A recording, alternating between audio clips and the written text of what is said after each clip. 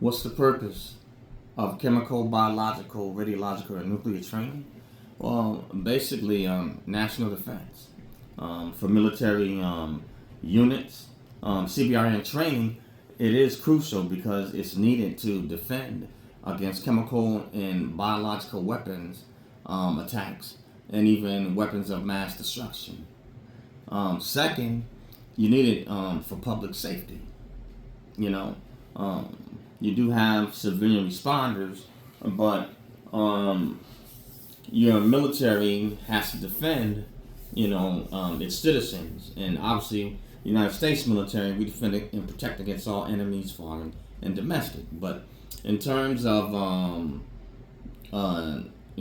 nuclear, biological, radiological, and chemical fallout, you need to know where your nearest shelter is, and the purpose of it is so that we can defend against it, just in case we happen to have any hazardous incidents.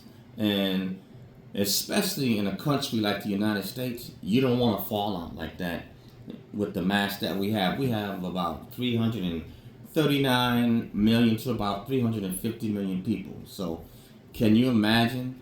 Just think about the damage that, say, even a nerve agent, and that's considered the probably one of the lightest amongst the potential agents that could fall out.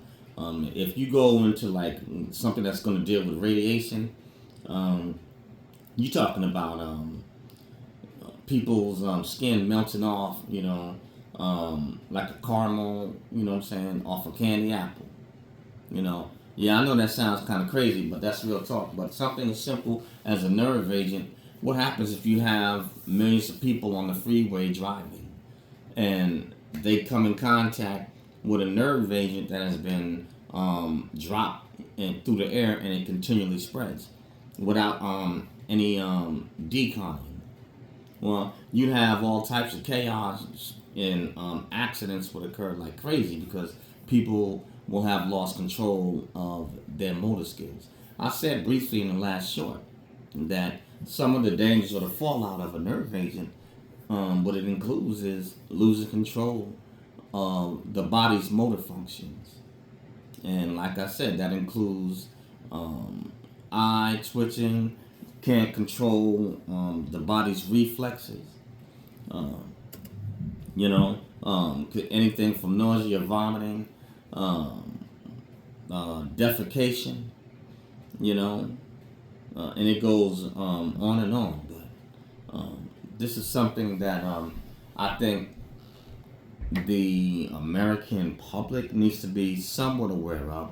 And even if they may not know a lot about it, and nobody, if you're not trained in this, you're not an expert on it, but they need to know where their nearest fallout shelters are and how they can get at least the basics on some decontamination procedures, and also the basics of what they can do to best protect themselves in the event something unfortunate like this happens.